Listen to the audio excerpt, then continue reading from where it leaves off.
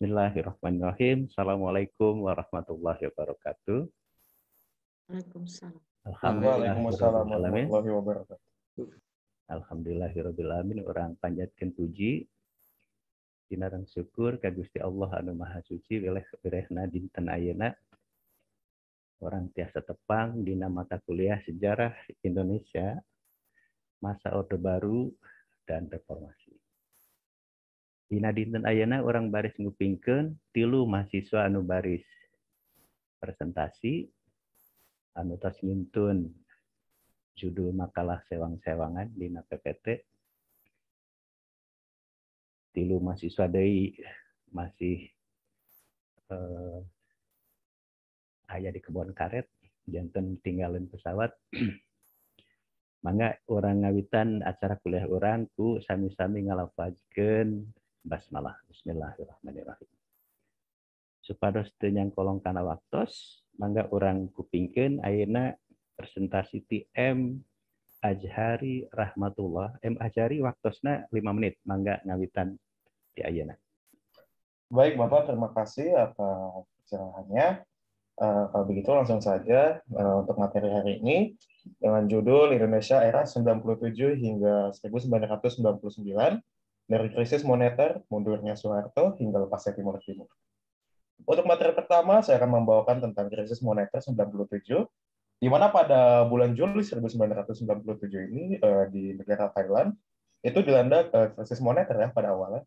Nilai mata uang baht ini secara mengejutkan yaitu anjlok. Sebelumnya nilai tukar mata uang ini hanya senilai 25 baht per 1 US dollar. Dan ini bisa dinilai overvalue pada bulan Juli. Sehingga langkah pemerintah Thailand selanjutnya ini melakukan devaluasi baht pada tanggal 2 Juli, sehingga mengakibatkan ada aksi spekulasi besar-besaran terhadap mata uang yang berada di Asia Tenggara. Nah, krisis di Thailand ini akan merambah ke nilai mata uang lainnya di negara-negara Asia lainnya, termasuk rupiah milik Indonesia. Kemudian langkah Bank Sentral Indonesia dalam menyikapi terjadinya krisis di Thailand ini adalah menetapkan kebijakan free floating atau mengambang bebas ya mengenai nilai mata uang rupiah.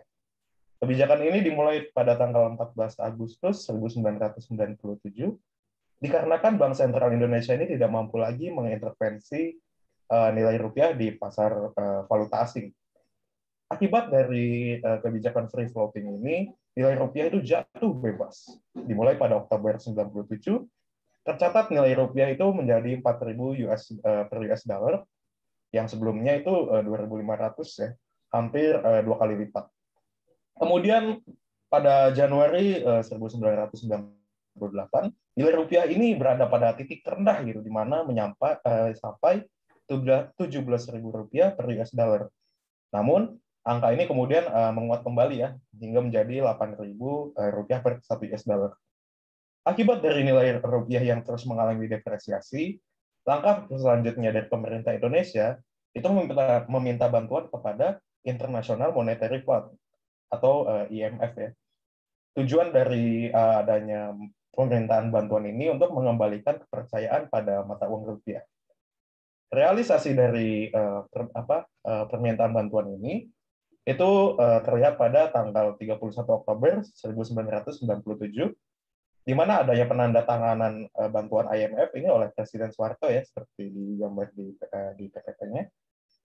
Adapun kebijakan bantuan pertama yang dari IMF ini mencakup 4 bidang ya secara umum, yaitu penyehatan sektor keuangan, kebijakan fiskal, moneter, dan penyesuaian struktural. Kemudian krisis ekonomi yang melanda Indonesia pada 98 ini mengakibatkan kurangnya kepercayaan rakyat terhadap pemerintah Soeharto ya, sehingga rakyat ini menuntut untuk ada reformasi.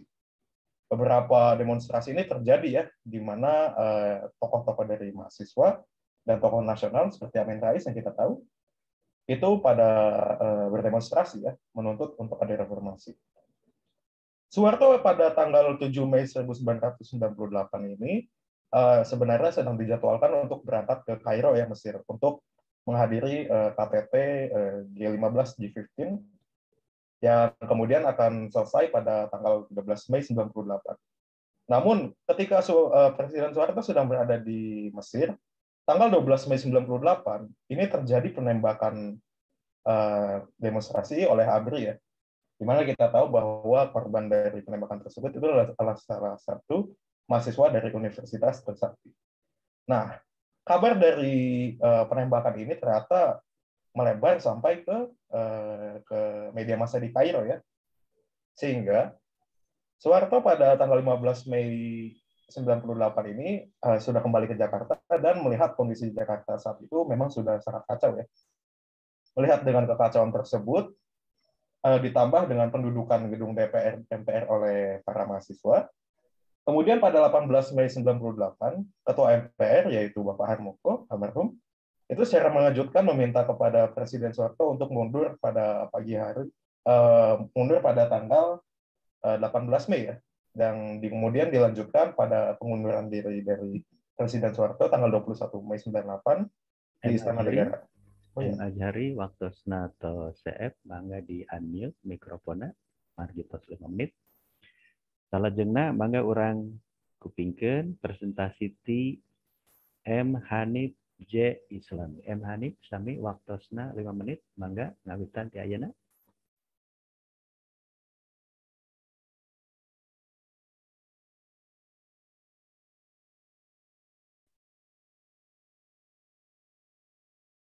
M Hanif mangga ngawitan ti ayeuna 5 menit waktosna. Ya, terima kasih waktunya. Sebelumnya, Assalamualaikum warahmatullahi wabarakatuh. Perkenalkan, nama saya Muhammad Hanif Zulfikar dengan NIM 1908467. Hari ini saya akan menjelaskan mengenai peran dari Presiden B.J. Habibie dalam membangun Indonesia di era reformasi. Ya seperti yang kita ketahui, B.J. Habibie menjabat menjadi presiden setelah pengunduran diri yang dilakukan oleh Presiden Soeharto pada tahun 1998. B.J. Habibie menjabat pada masa transisi dari Orde Baru ke masa reformasi.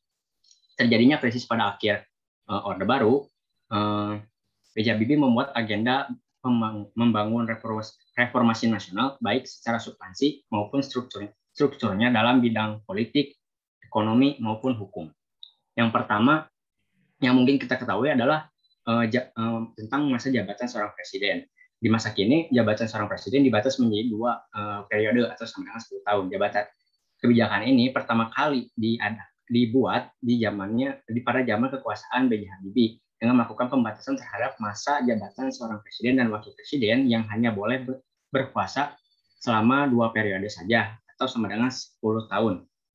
Selain pembatasan masa jabatan seorang presiden, B.J. Habibie juga kembali membuat kebijakan yang memperbolehkan masyarakat untuk membuat partai politik. Seperti yang diketahui pada masa Orde Baru dilakukan fusi partai yang mana jumlah partai dibatasi menjadi 3 partai saja gitu, kayak Golkar, PPP, dan PDI. Sedangkan di era B.J. Habibie multi partai di Indonesia kembali dianut.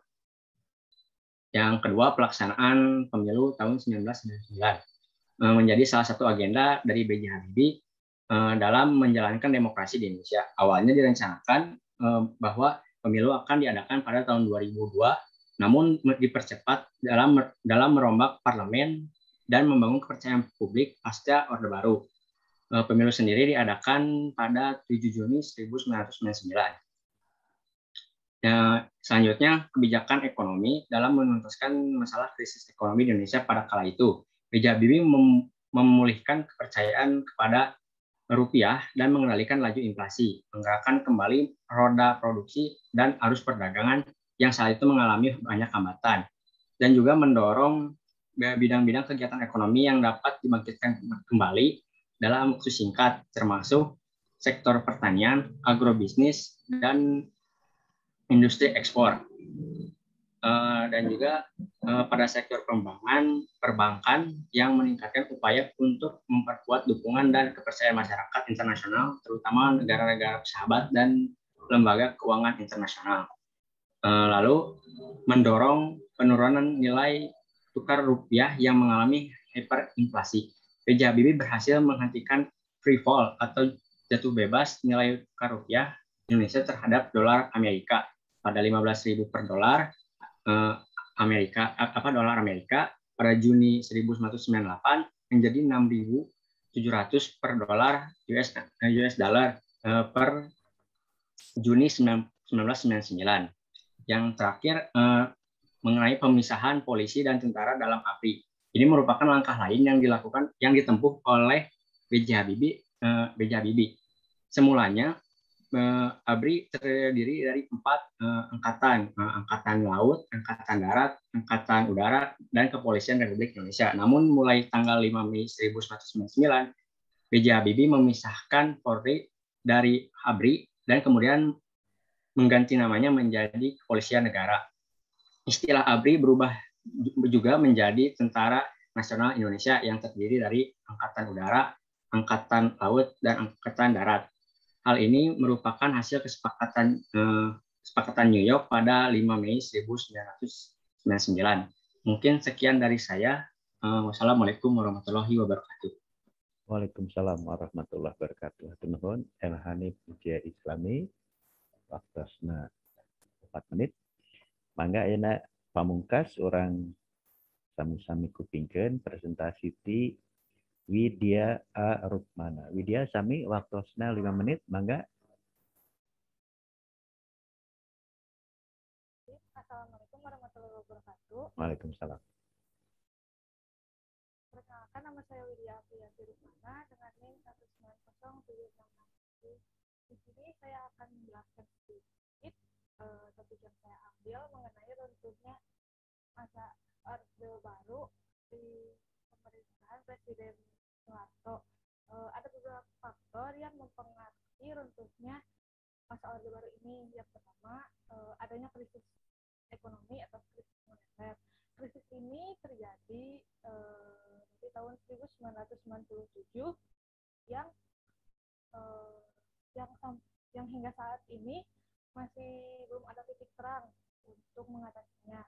Dan awal krisis ini juga dari negara Thailand yang berimbas kepada Indonesia, yang dimana nilai tukar rupiah terhadap dolar Amerika semakin rendah sehingga nilai pangan dan bahan pokok lainnya menjadi sangat tinggi. Selain itu juga adanya KKN atau kolusi, korupsi, dan juga nepotisme yang merajalela, di mana kolusi itu sendiri di antara para pengusaha yang hanya ingin mendapatkan keuntungan saja, tetapi tidak ingin mendapatkan kerugian, sehingga kerugian tersebut diberikan kepada masyarakat. Selanjutnya ada korupsi yang terus merajalela yang telah menguras sumber ekonomi negara, dan juga adanya nepotisme yang dilakukan para pengusaha yang lebih mementingkan keluarga dan juga para pejabat tinggi lainnya dan tidak memikirkan masyarakat yang sedang mengalami krisis ekonomi. Selanjutnya krisis politik. Krisis politik ini sendiri berada di puncak pada tahun 1998 yang dimana banyaknya kebijakan baru yang selalu mengatasnamakan demokrasi Pancasila, tetapi yang terjadi adalah untuk mempertahankan kekuasaan para pejabat negara. Pada masa Orde Baru ini, kehidupan politik sangat represif. Contohnya, pelaksanaan 5 paket undang-undang politik yang melahirkan demokrasi semu atau demokrasi rekayasa. Yang kedua, terjadinya kolusi, korupsi, dan nepotisme yang terus merajalela. Adanya pelaksanaan duit fungsi ABRI dan juga terciptanya kekuasaan presiden yang tidak terbatas. Dan selanjutnya ada gerakan mahasiswa tahun 1998. Gerakan ini terdiri dari 4 periode yang menghasilkan momen-momen penting dalam gerakan mahasiswa tahun 1998. Periode pertama ini terjadi pada sebelum 1 Maret 1998 yang menghasilkan sidang umum MPR dari tanggal 1 hingga tanggal 11 Maret 1998. Yang kedua, ada periode kedua pada tanggal 12 Maret sampai 12 Mei 1998, dan periode ketiga ditandai dengan peristiwa insiden berdarah Universitas Trisakti 12 15 Mei 1998, dan yang terakhir periode keempat mundurnya Presiden Soeharto dan mengakhiri masa jabatan sehingga berakhir pula masa Orde Baru. Mungkin sekian dari saya. Terima kasih. Assalamualaikum warahmatullahi wabarakatuh. Waalaikumsalam warahmatullahi wabarakatuh. Hatur nuhun Widya Rukmana tos presentasi sami opat menit oge. Mangga para mahasiswa ayeuna urang sami-sami kupingkeun Bu Iing sareng abdi pamiten bari masian komentar. Mangga Bu Iing heula dipayun. Ya, hatur nuhun Pak Andi. Ya, hari ini yang harusnya presentasi ada 5 ya Pak ya, 6. Aya genep Bu Iing. Ya ada 5 orang, 6 orang ya harusnya ya. Tapi yang tampil setengahnya ya. Hanya ada Azhari, Hanif dengan Widya. Pertama untuk Azhari, tadi Anda berbicara tentang Azhari itu sebentar. Nah ini ya. Bukan. Ya, Azhari bicara tentang Indonesia di era tahun 97-an ya, artinya menjelang reformasi ya. Judul Anda dari krisis moneter mundurnya Soeharto hingga lepasnya Timur Timur ya. Di sini Azhari mengambil beberapa potongan gambar yang menunjukkan kondisi di masa itu gitu ya. Ada krisis moneter, apa betul itu fotonya Soeharto mundur dari di situ, di sampingnya ada B.J. Habibie, kemudian referendum Timur Timur, di situ tampak tokoh Serena Gusmao ya. Nah, di sini semua gambar yang Azhari pakai tidak ada sumber referensinya ya. Itu sudah saya sering ingatkan, mengambil gambar itu harus ada rujukannya ya Azhari ya. Oke. Kemudian di situ saya melihat Anda mencantumkan referensinya hanya tulisan Reclave ya. Coba saya ingin bertanya kepada saudara Azhari, referensi yang digunakan itu mengapa hanya satu, kemudian yang diambil di dalam bukunya Reclave itu Anda mengambil tentang apa yang dicantumkan di dalam PPT tersebut? Silakan Azhari. Baik, Ibu Iing, terima kasih. Untuk dari sumber rujukannya ini, saya menggunakan dari buku Sejarah Indonesia Modern dari Reclave ya. Untuk dari bagian ini sendiri, saya mengambil di bagian hampir bagian terakhir, di mana untuk yang dari krisis moneter ini, saya mengambil di bagian mengutip tulisan Reclave ini di bagian ketika kebijakan mulai dari krisis yang berada di Thailand, kemudian dilanjutkan langkah dari pemerintah Indonesia, kemudian ada penurunan atau free floating dari depresiasi nilai rupiah ya terhadap US dollar saat itu. Kemudian untuk yang dari berangkatnya Presiden Soeharto ke Kairo, adanya peristiwa penembakan, kemudian sepulang adanya permintaan mundur Soeharto dari ketua MPR yaitu Bapak Harmoko, kemudian mundur Soeharto pada tanggal 21 pada pagi hari, kemudian dilanjutkan untuk yang langkah dari Presiden B.J. Habibie di mana untuk permasalahan mengenai Timur Timur. Mungkin itu, Bu. Ya, referensi Anda terbatas, tapi baru saya mencantumkan. Jadi saya ingatkan ketika di PPT memang Anda mengambil tulisan atau mengutip dari bukunya Reclave, ya dicantumkannya itu untuk Azhari. Jangan lupa sumber untuk gambar juga harus ada ya. Itu referensinya Azhari sangat kurang, hanya membahas tentang Reclave saja, sedangkan untuk di era menjelang reformasi itu sangat banyak sekali referensi yang bisa Anda pakai untuk membahas kajian tentang itu. Untuk presentasi ya tadi saya juga melihat Azhari masih terpaku kepada teks yang sudah Anda siapkan gitu ya. Oke, berikutnya itu ya saja Azhari. Kemudian untuk Hanif dan Widya sama-sama keduanya PPT-nya tidak ada referensinya. Saya ingin tanya dulu terlebih kepada Hanif, buku apa sih yang Anda pakai di dalam bahasan yang Anda angkat ini tentang Hanif itu bicara Hanif tentang peran B.J. Habibie ya di dalam membangun Indonesia di era reformasi. Buku apa yang Anda pakai? Saya pakai buku B.J. Habibie, Detik-detik yang menentukan perjalanan panjang Indonesia menuju demokrasi. Bukunya tuh di babnya tuh ada kayak yang ngisi tentang perjalanan 100 hari 100 hari kepemimpinan B.J. Habibie. Nah, di situ diisi banyak tentang peran B.J. Habibie. Saya dapat dari situ, sama jurnal biar lebih, sama pakai jadi jurnal biar lebih ngebantu gitu. Mungkin Jurnal itu aja. apa? Tulisan apa? Siapa? Tulisan tentang apa? Penulisnya siapa? Kalau yang detik-detik yang menentukan tulisan B.J. Habibie, kalau yang satu lagi itu tulisan siapa ya? Lupa. Nggak tahu. Jangan asal sebut ya, Hanif, karena saya melihat PPT yang Anda buat ya itu hanya kopas-kopas saja dari internet ya. Kelihatan tuh yang poin ya beberapa hal ya di sini Anda tinggal hanya ngerangkum aja, memasukkan ya tanpa ada pembagian sub-sub yang Anda bahas bagaimana, sedangkan di judulnya itu Anda menunjukkan tentang peran politik, ekonomi dan hukum. Nah, itu harusnya Anda pisahkan. Ini peran bidang politik, ekonomi dan hukum kalau memang Anda mau membaginya seperti itu, ya mengklasifikasikannya. Tapi di situ di dalam PPT-nya Anda brek aja dimasukin, bahkan tanpa referensi sehingga saya tidak percaya Anda mengambil ini dari mana. Jangan-jangan Anda sedang mengarang indah ya. Ini bukan pelajaran mengarang ya. Itu untuk Hanif. Ya, silakan sekarang Widya. Widya pakai referensi apa? Tidak ada referensi yang Anda gunakan di sana.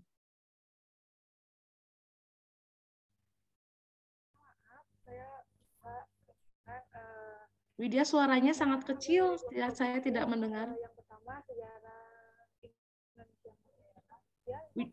Suara Widya nggak kedengaran. Ya, baik Ibu. Nah, mikrofonnya dipegang jauh sekali. Ya. Pertama dari buku Sejarah Indonesia Modern. Mikrofonnya didekatkan.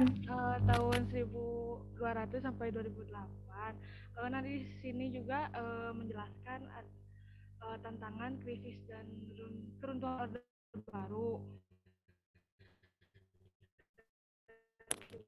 Juga buku Sejarah Nasional Indonesia Zaman Republik di sini juga sama menjelaskan krisis-krisis yang terjadi pada akhir masa Orde Baru.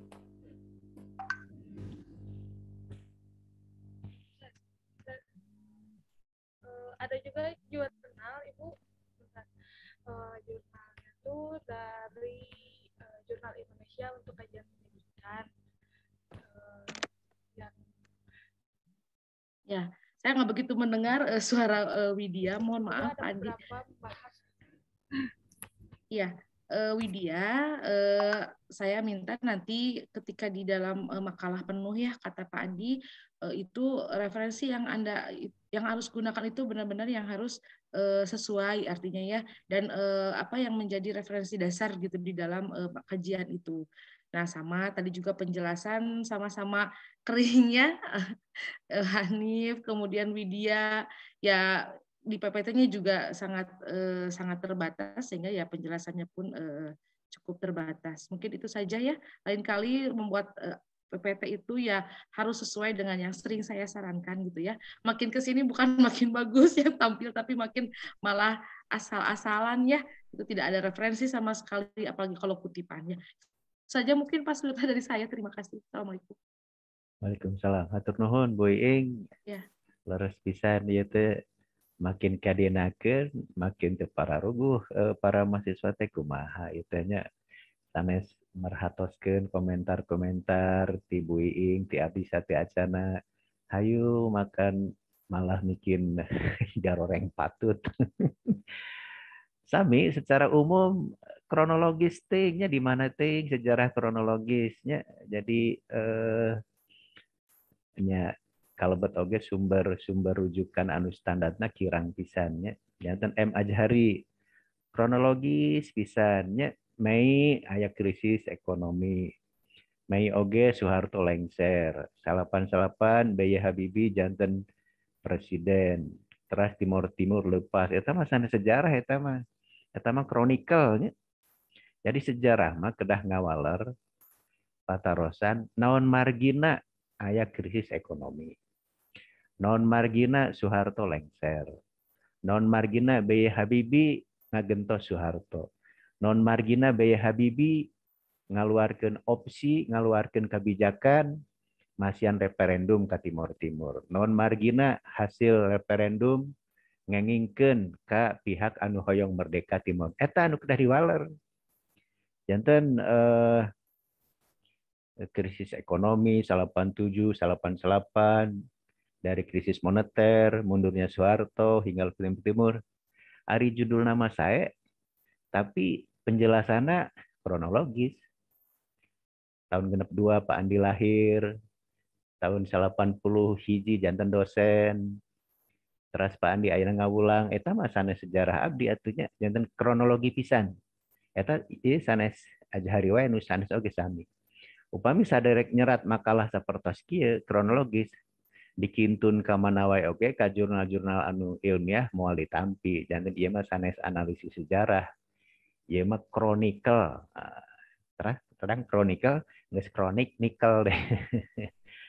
Etanya M. Ajhari rahmatullah cing kedah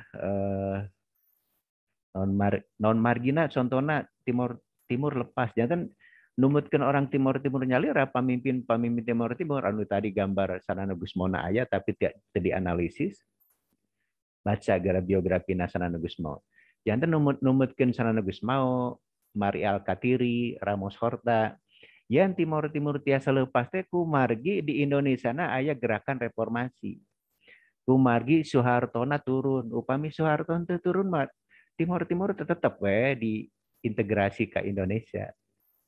Ditambih deui B.J. Habibie memang nya hoyong nunjukkeun yen anjeunna demokrasi janten masihan opsi eta nu kedah dianalisis. Entong timur hebat bisa merdeka upami Soehartona berkuasa mah upami teu aya reformasi mah tetap timur janten provinsi ke-27 nya. Ayeuna ge kapan eta naon handeueul cenah leupas di Indonesia teh geuning merdeka teh sesah hoyong gabung deui ka Indonesia.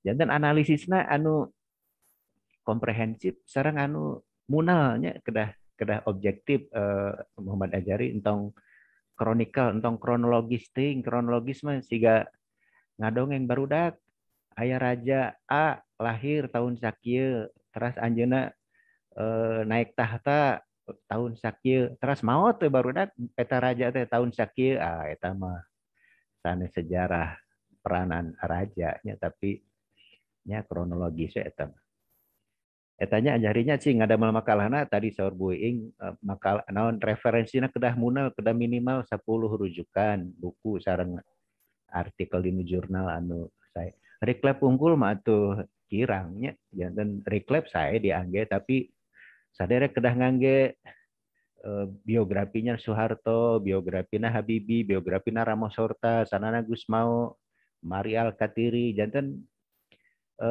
kedah dimanfaatkan atau biografi teh eta teh hiji pengalaman anu diserat ku tokoh-tokoh sejarahnya janten kami sadar teu maca biografi tokoh mah kumaha bade memahami peran-peran Presiden Soeharto, B.J. Habibie sareng sanana Gusmao nya. Terus M. Hanif J. Islami sami oge nya peran B.J. Habibie janten maca biografina ngan maca B.J. Habibie anu nalika anjeunna janten presiden. Teu dibaca yen B.J. Habibie teh sanes janten presiden wungkul tingawitan tahun 78 tos dipercanten kangge Menristek. Ieu menteri kesayangan presiden atuh eta kedah dibahas mah upami bade ngabahas ngeunaan peranan B.J. Habibie. Jadi ieu mah kemana-mana penjelasanna sareng upami peran B.J. Habibie ngan salapan mah atuh singket teuing.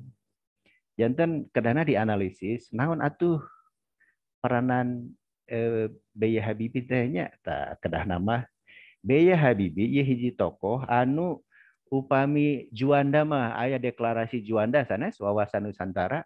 B.J. Habibie mah hebat aya wawasan Dirgantara.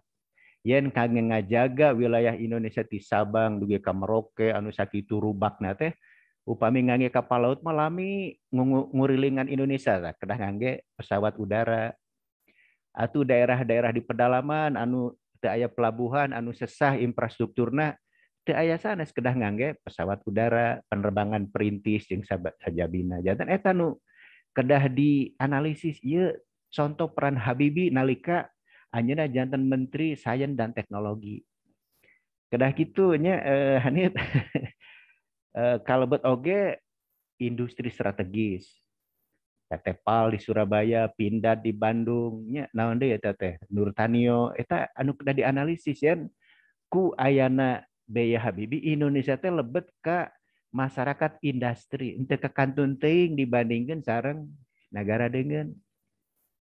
Kapan aya hari teknologi nasional ta eta teh peranna Beya Habibie. Nalika Indonesia 50 tahun merdeka ngahiberkeun eta tah pesawat ti Nurtanio hebat tah nya.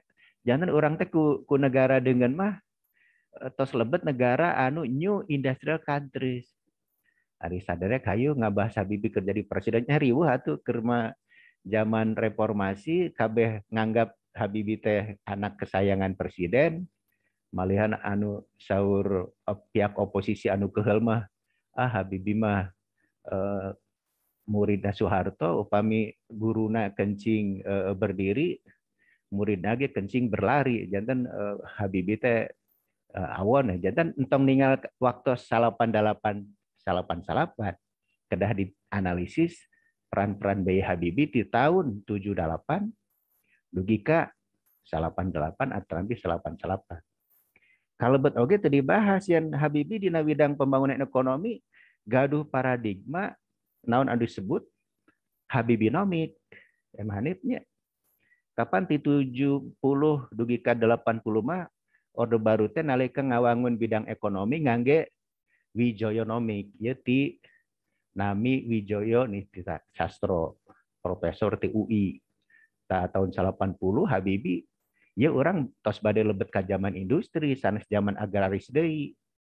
janten kedah ngangge paradigma pembangunan Habibienomics kedah kitu nya mahasiswa generasi milenial tong hirup di zaman agraris we atuh kedah tampil 10-15 menit saat acana ngawitan hayu masih tandur keneh masih ngarambet keneh masih naon nanem pohon karet keneh pugu ka kantun pesawat atunya janten Habibie mah tos mendahului zamannya nalika nusanes masih hirup di zaman agraris Habibie Indonesia kedah lebet ka zaman industri malihan zaman informasi pangintennya eta anu kedah dianalisisnya engke dinu makalah lengkapna M Hanif J Islami nya pamungkas Widya saminya kronologis oge nya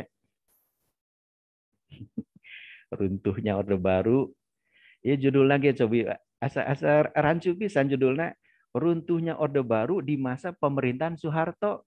Emang zaman Orde Baru teh aya pemerintahan selain Soeharto? Sugan runtuhnya Orde Baru di masa pemerintahan Bu Iing gitu ya. Aduh. Orde Baru mah sareng Pak Harto atuh di mana-mana oge ieu judulna oge Widya jaka sembungnya janten naon eta Orde Baru emang aya sababaraha pemerintahan? Ya Orde Baru mah zaman pemerintahan Pak Harto atuh. Jadi judulna oge tos pabaliut. Kamu tadi saur Bu Iing ditaruh sumber wae Arab nya nunjukkeun jan Widya kirang paham kanu judul anu dipilih nya kalebet oge nyacing baca biografi Pak Harto nya pikiran ucapan tindakan saya wong saya ini presiden jadi saya ini hebat lebih lama daripada presiden yang lain saya 32 tahun loh yang lain hanya 5 tahun, bahkan ada yang 1 tahun, 2 tahun. Begitu Mbak Widyo, Rukmono, nggih. Jadi kedah nama langkung munal nya ngeunaan kumaha runtuhna Orba di masa Presiden Soeharto. Nya Orba mah Pak Harto atuh di mana-mana oge. Tos didugikeun di sate acana upami ninggal wibawa Presiden Soeharto anu henteu deui janten pemimpin nu hebat kedah di tahun 86 dugi ka 88. Non margina 86 margi eta istri anu dipika cinta ngantunkeun Ibu Tin Soehartona. Janten rupina mah pamege teh upami ditinggal ku istri anu dipika memet, dipika cinta, sok naon pabaliut ya natanya pikirna teh Pak Harto ge dikantun ku Ibu Tin mah ku istri kesayanganna, tindakan-tindakan politikna teh ngaco. Kalebet berkunjung ke Mesir tadi disebutkeun ku saya teh bade menghadiri KTT G15 nya. Hayu aya krisis di dalam negeri sanes enggal uih kalaka mengunjungi makam Firaun. Atuh cek masyarakat Indonesia itu cenah rek benta widi ka Firaun supados janten maha Firaun. Janten nu kitu teh kedah dianalisis jan tindakan-tindakan presiden teh di tahun 8 genep di ke-88 mah ngaco henteu luyu sareng Pak Harto nalika tahun genep-genep dugi ke-8 genep eta hebat di tahun genep-genep dugi ke-8 genep Pak Harto teh pemimpin anu bijak, anu tindakan-tindakan politikna tepat. Peristiwa malari tiasa diatasi. Gerakan kebatinan Sawito Kartowibowo anu hoyong ngalengserkeun anjeunna tiasa diatasi. Pemilu-pemilu Orde Baru tiasa diatasi. Anggota MPR ragem suaranya setuju Soeharto presiden lagi tiasa diatasi. Ta ti 8 genep mah saatosna isirina ngantunkeun seueur tindakan-tindakan presiden anu teu diwaro. Aya kerusuhan 27 Juli sanes mahasiswa oge turun ke jalan mencaci maki presiden. Ingat we sim kuring ngiring demonya laguna teh menanam jagung di kebun kita teh nya. Jadi turunkan harga teh Soeharto dan keluarga. Janten bayangkeun presiden anu sakitu berwibawana di tahun genep-genep dugi ka 8 genep ayeuna dilelewe nya. Janten eta nu ngajantenkeun pemerintahan Presiden Soeharto di zaman Orde Baru runtuhnya Widya. Cing judulna di eta di rautan deui supados entong rancu atuh runtuhnya Orde Baru di masa Soeharto. Emangna Orde Baru teh aya presiden nu sanesna nya janten rupina eta saran-saran ti Bu Iing, ti sim kuring kedah diperhatoskeun nya. Makalah lengkapna kedah dikempelkeun dina pertemuan ke-16 rupina mah minggon payun kitu atanapi ieu hanya orang tinggal. Pokoknya pertemuan ke-16 sadaya makalah lengkap 11 di G15 halaman. Struktur makalahna tos ditingalikeun dina WhatsApp grup kedah di hintun ka email abdi mangga ka email buing oge pangintennya kangge konfirmasi. Kitu bae rupina anu tiasa kapihatur acara presentasi sareng komentar-komentar ti dosen dinten ayeuna. Alhamdulillah tos 37 menit tuh nya bade 40 menit langkung. Mangga urang pungkas bae ku sasarengan ngalepajkeun hamdalah. Alhamdulillahirabbil alamin. Urang baris gentos ka kuliah online WhatsApp group. Mangga tinggal komentar-komentar di rerencangan saderek upami aya nu kahartos sareng sae mangga diangge upami henteu mah nya etang-etang eta we eta mah sharing and caring nya dina raraga supados makalah saderek larus-larus sae komprehensif analisisna sanes kronologis tapi kedah sejarah mah ngajawab patarosan naon margina how and why eta nu paling pentingnya entong kronologisnya tahun 70 Bu Iing lahir tahun 80 Bu Iing di SMP ayeuna janten dosen eta mah kronologisna Bu Iing sanes perjuanganna Bu Iing nya eta anu kedah disadari ku para mahasiswa upami sadari kronologis mah teu aya bentenna sareng mahasiswa anu sanes jurusan sejarah atunya. Malihan langkung hebat tukang pantun, tukang ngadongeng menarik tukang ngadongeng mah kronologis oge nya. Kitu bae rupina mah hatur nuhun. Wassalamualaikum warahmatullahi wabarakatuh. Waalaikumsalam. Terima kasih Bapak. Terima kasih Bapak. Ya, mangga sami-sami tiasa labnya gentos ke WhatsApp grup.